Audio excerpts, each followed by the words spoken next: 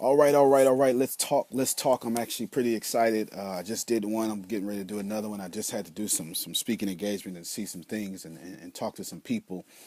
And as I begin to talk, you see the subject up there right now, but there's a reason why I want to talk about this particular subject because it's something amazing just happened between this video and the last video. Two amazing things just happened. When I shot this particular, well, the last video, I went and talked to a guy that I really admire. That's me, but a better version of me, a further along version of me, a more expensive version of me, a more established version of me, a more thought well of version of me, a more bank account is a lot more bigger than me version of me, right? So that's one of the things I did, and I stressed that, and I repeated it, and I wanted to go over and over and say that better version of me, better version of me, better version of me, and I use many different adjectives and many different clauses and phrases to get you to see that when I left pouring into you, I immediately went to get poured into. Like I don't want to, like, before we even get to the subject, and listen, because it's part of the actual subject. But before we even get to the subject, I need for you to understand that you don't always get to be the smartest person in your circle. Like you have to. Like, a lot of you are suffering because you're not challenged, and you're not challenged simply because you're so smart that you don't have anybody around you to push you to the next level because you're the smartest person in your circle. You're the smartest person in your level. You're the smartest person on your level. Your circle is just you, and so you missed some few things. So when I left you, and I definitely appreciate the feedback and the comments. As a matter of fact, let me encourage you, especially if you're my staff, you're more than welcome now to comment under my name or comment as yourself. But let me encourage you, and I'll say this again, to drop some comments and get some good feedback going on there, and share this and get people to come in, because I have something to say that's definitely important for us to hear and for us to receive. So go out and share it and stuff and get people in, and I'm sure they're going to come in here in a second. But whoever is here, and whoever will view this after the live shooting and the live feed, whoever will receive this in any manner right now, people who can hear me in other rooms right now, whoever this is, whoever you may be, you're here because you attracted this moment. We'll say that for another video at another time. When I left you, I went and got poured into. Now, here's what happened, and here is what happened when I left. When I got poured into, after pouring into you, I walked around and had to be Superman yet again. Not that I tried to be, and that's not something that I desire to be, but that's kind of my role, I suppose, at least in some people's eyes. And then I had to walk around in the vicinity, in the physical vicinity and the mental vicinity of people that I needed to pour into. Now listen, see, I want you to see, before we get to the cognitive dissonance is what we're going to talk about. Before we get to that, I want you to understand something, that I poured into you, left, got poured into, and something amazing happened after that. I was able to give somebody something that I forgot about, or maybe something I don't talk about often, because I was so filled, I had no idea that somebody was getting ready to be changed by me, or at least shifted or redirected by something that I was getting ready to say. But had I been empty, they would have missed it. Or maybe you know how we act. You know us, right? We're tired. I just got finished doing this. I guess I finished doing. I've been working all day, and now I can't treat the person that's sitting next to me, or the person that needs me to give into them. I can't pour it into them how and why and where and in the manner in which they need to be poured into, because I'm tired. So before we get to wherever we're going to get to, let me tell you something. You can't change people. Well, you can't change people, period. But you can't influence people empty.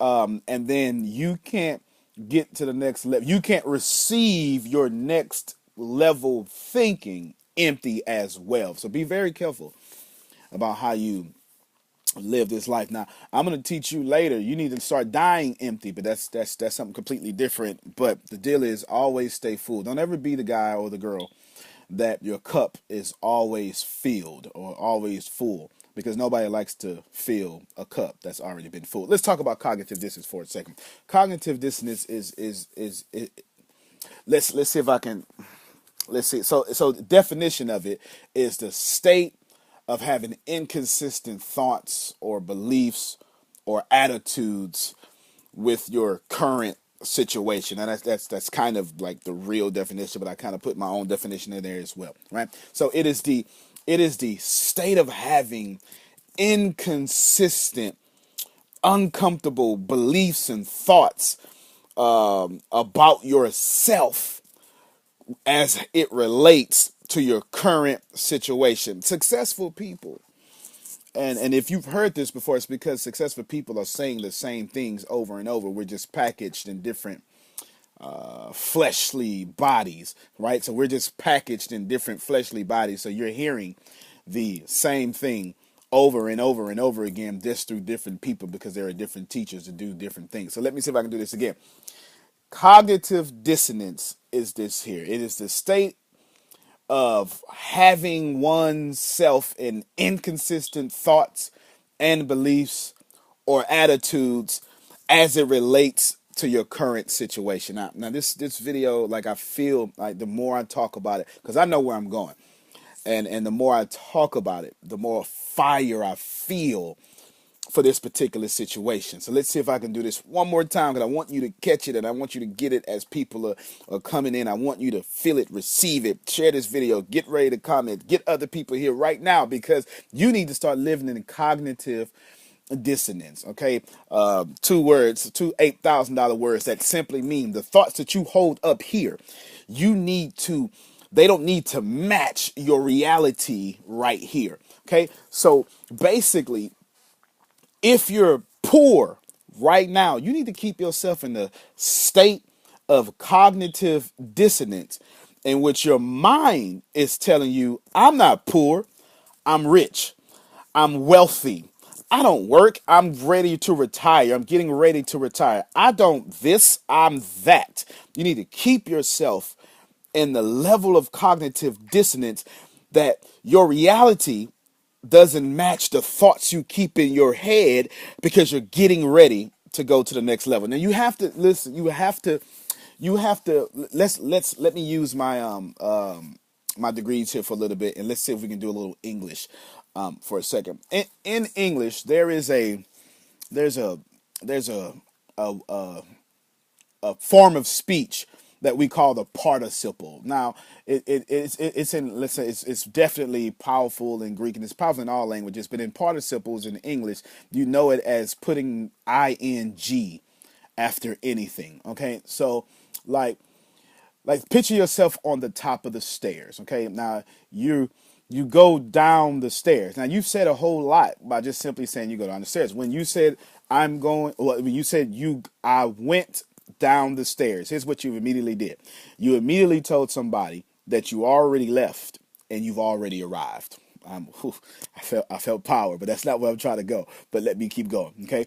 You also told them, if you went down the stairs, you also gave them your geographical location in which you told them you went down, but you also told them before you got to where you arrived, you told them where you were, which was up the stairs. Now for whatever reason, you haven't, with context clues, you haven't told them why you wanted to be upstairs, why you were up the stairs, why you want to go downstairs. But the point is, in your regular speech, you're saying so many different things. Now, let's see if I can tie cognitive dissonance into another method or another manner, and let's go back to this participle. A participle says, let's take it from the stairs to the store. Now, if I tell you I am going to the store, that insinuates or implies that I've left. Okay, now see here, this is where you should be walking with me right now, right? Like, I've already made the decision to go. Now, I haven't, my physical reality hasn't caught up with me yet, but I've left where I currently am. Let me just pause here for a second because I'm trying to get you to live into a state of cognitive dissonance. That means you want to be something. You want to get back into school.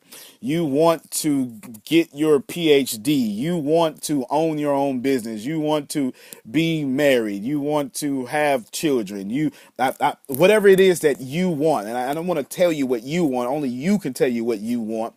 But there is a difference between wanting it and then putting yourself in a state of cognitive dissonance and already going to get it before you ever have it. Okay, so I'm going to do this in a couple of ways, and I'm starting to get excited because I know where I'm going, and I'm gonna jump back and forth. So we're gonna go.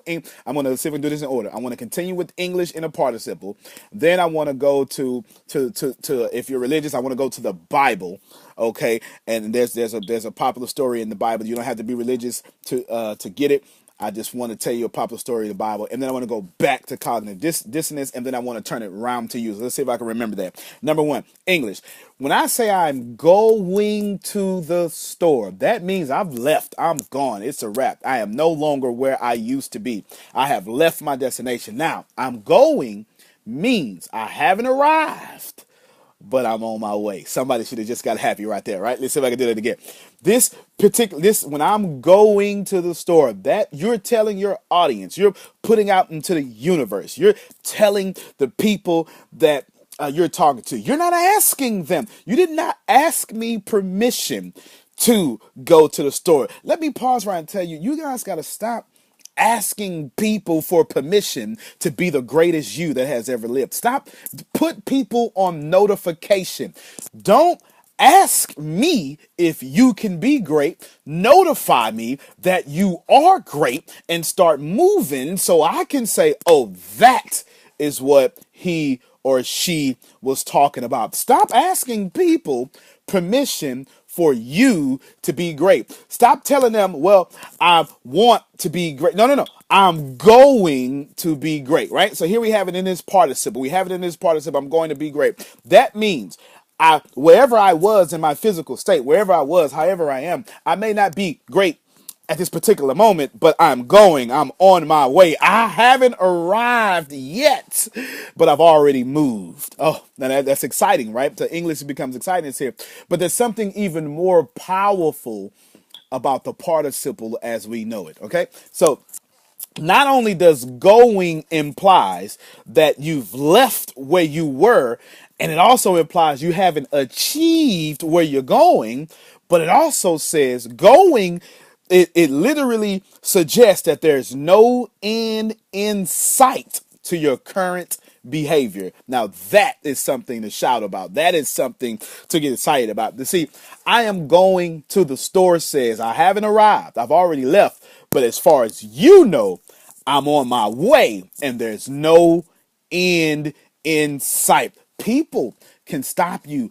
People can only stop you when you have your own end in sight. They can only stop you when you turn your going to gone, right? And the only time you should get to the gone in your life is when you've satisfied, when you've gone to the store and picked up every single thing that was worthy of you that you wanted to give. That is the only time that you should have a past anything in your life. Okay, so so we're done at that. Now let me see if I can relate this to the Bible. And I don't mean to be religious because I know I've got a bunch of different crowd, but this is a popular story. You don't even have to know the Bible to get what I'm getting ready to say. In the New Testament, there was a woman named Mary, and Mary was an uncouth, unclean, poor, unpopular woman who lived in the ghetto around ghetto people. And then according to her beliefs, the Lord showed upon her and the Lord told Mary, listen, you are going to get pregnant by the Most High himself. And Mary immediately got afraid, or became afraid, I should say, more grammatically correct. She said she became afraid because what the Lord had told her to do. Now, number one right there, basically, every time you get ready to go to the next level, don't expect to be comfortable. I wish I had somebody right there. If you are uncomfortable in your current position, If you are uncomfortable where you are in life, if you are uncomfortable at your current financial status, if you're uncomfortable with your dreams, if you are uncomfortable with the next level, you are right where you're supposed to be, because your dreams ought to be so big that they scare the hell out of you. Okay, so basically, but that's not what I want to talk about. So we going. So Mary, at the end of the story, is she goes to another town and she talks to her cousin Elizabeth, who is 6 months more pregnant than what she is. Now here's the deal: Mary is not yet pregnant. The events that are going to occur, regardless of your religious beliefs, the events that are going to occur have not occurred to Mary yet. But she still runs to another town and she still shouts about the very thing she has not received yet. But she shouts about them as if she's already received them. That is the quintessential definition of cognitive dissonance. In religious circles, they'll tell you pray in advance. In philosophical circles, they'll tell you wake up and be grateful. However it is, whatever you want to call it, when you celebrate about things that have yet to occur in your life, you draw the very thing in your life in which you're celebrating. The secrets to the law of attraction, in which we have to get to in another video. Ask, believe, and then receive. Like, know what you want. Believe that you are worth it. Believe that it is yours. Believe that you are valuable enough to receive it. Believe that you're valuable enough. Believe that you're not the only, that people are not the only kind of people that can get it, and then receive it before you already have it, right? That is a great example of cognitive dissonance. To shout about something you have yet to receive, and it makes your mind uncomfortable, because cognitive dissonance is the state of having inconsistent thoughts, behaviors, beliefs, or attitudes about your physical reality right now. That means that you know that you live in a house you don't like, and you spend places in a neighborhood you wish you couldn't afford to get out of, and you work at a job that you can't stand, and you work 80 hours a week, and you come home and your feet are hurting, and yet you're still saying, but this is going to pass because I'm saving for my breakthrough. Woo, I just got excited by myself right there. Cognitive dissonance says, suggests, and is factual, in which you are saying just because this looks like what it is today does not hold worth to who I am today. Okay, basically, I'm going to go get something far greater than who I am, far greater than what I can accomplish. But the truth is, I've already accomplished it today. Now, let's see if I can make this make some sense. Now, you're here listening to me talk.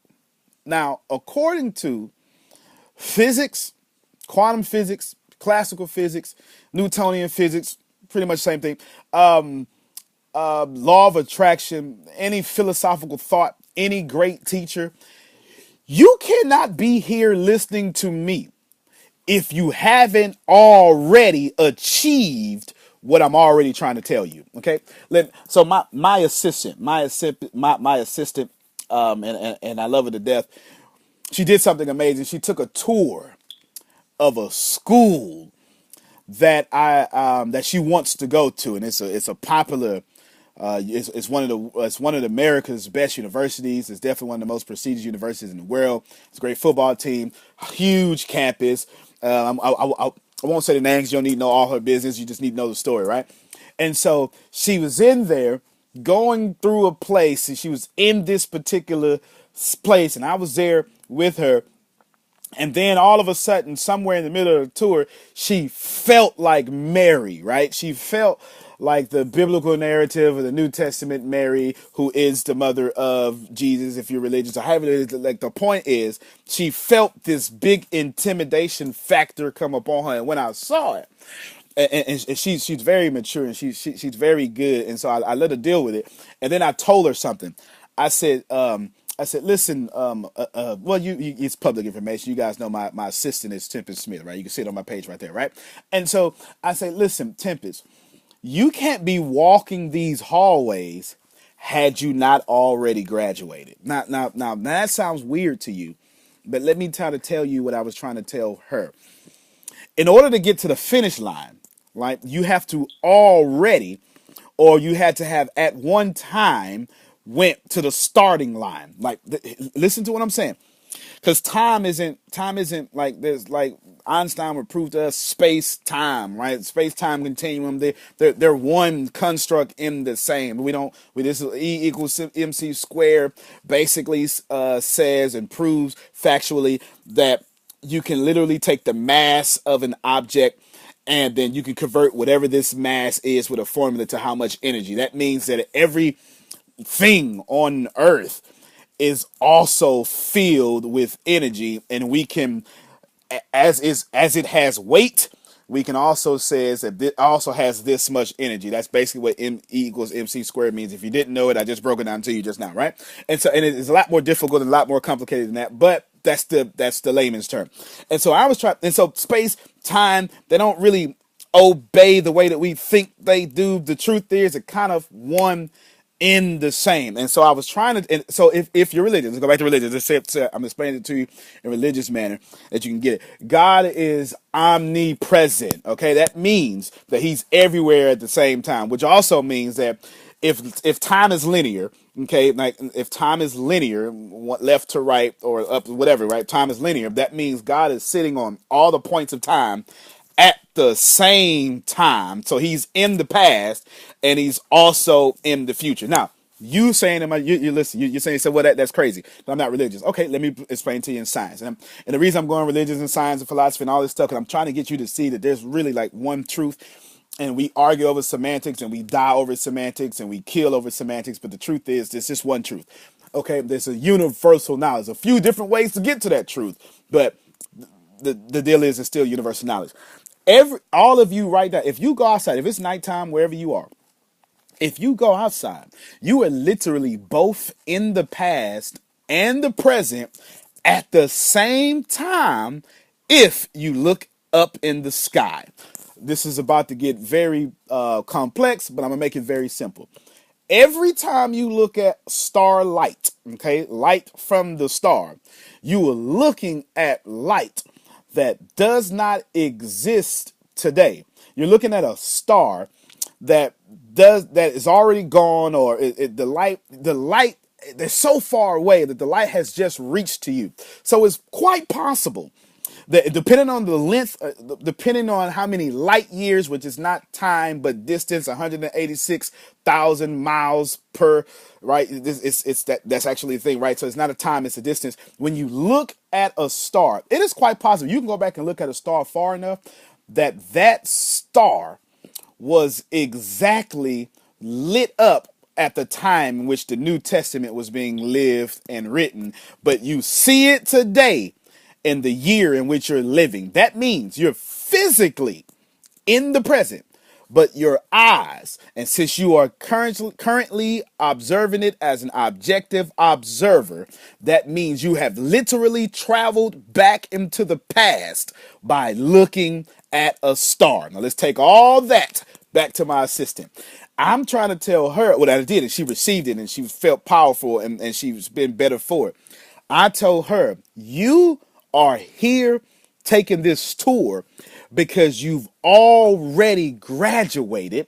You just haven't caught up with that time. But the only way possible that you could have graduated is like if we go 4 years from now, you've graduated on your graduation day. It would only be possible because you stepped right where you're stepping today in this day and time. Here's what I'm saying. She graduated already. Even though she's walking into her future today, it doesn't matter how intimidating it is.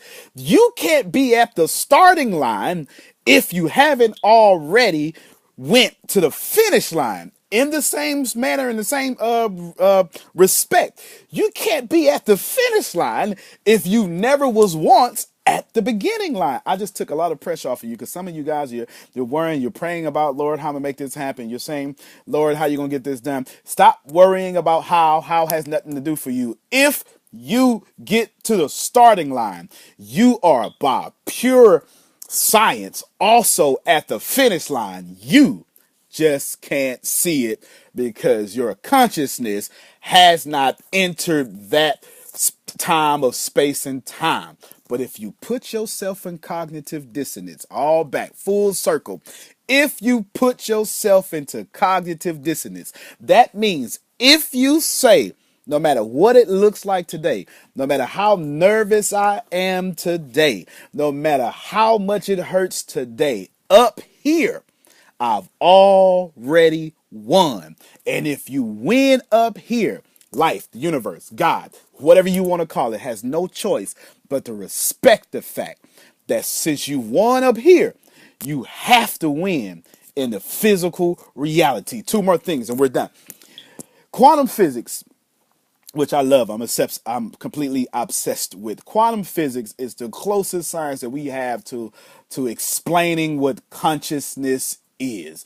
And inside quantum physics, it basically suggests, well, we know this, and of course, the more you understand quantum physics, the spookier it gets, the more you go down the rabbit hole. But basically, reality does not occur until the conscious mind enters into it. A lot of you guys are in poverty because your mind went to poverty first and your body followed. So back to my assistant. Since she showed up at the starting line, if she puts her mind at the finish line, then by default, since her mind went, her body must travel. That is cognitive dissonance, if I could ever explain it. It is when you know that your life isn't adding up the way that you wanted to add up, and that's okay, because up here, you're saying, I'm not my credit report. I'm not my credit score. I'm not this drug addiction. I'm not this low self-esteem person. I'm not overweight. I'm not whatever it is that you don't want. All those I'm nots that you have created. The moment you start creating I ams, your body will catch up with the cognitive dissonance that you hold in your mind. So here we are. At least the greatest explanation of cognitive dissonance I've ever explained. I'm sure somebody out there has done a better job. You're going to have to start living into a perpetual and habitual state of cognitive dissonance. Share this video, go out there and tell everybody, because here's the deal. If you want something, you have to achieve it up here in your mind first. You need to make yourself uncomfortable with the thoughts of where you want to go. And you need to make yourself uncomfortable with the reality that you have now. Because you don't get to go to sleep for 8 hours and you flat broke today. If you complain about how broke you are and you don't wake up to 12 o'clock, you are not applying or practicing cognitive dissonance. You want something, you go get it. You stop using religion to hold you back. You stop using prayer as procrastination. You stop using other people's parameters against you and other people's belief systems against you. You stop using your own limitations. You use cognitive dissonance. Put your mind in a place that your will, your desire, your dreams want you to achieve. And it doesn't matter what's in front of you.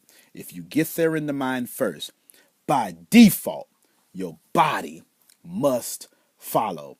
If you like it, receive it, share, like, comment, spread the word. Use cognitive dissonance.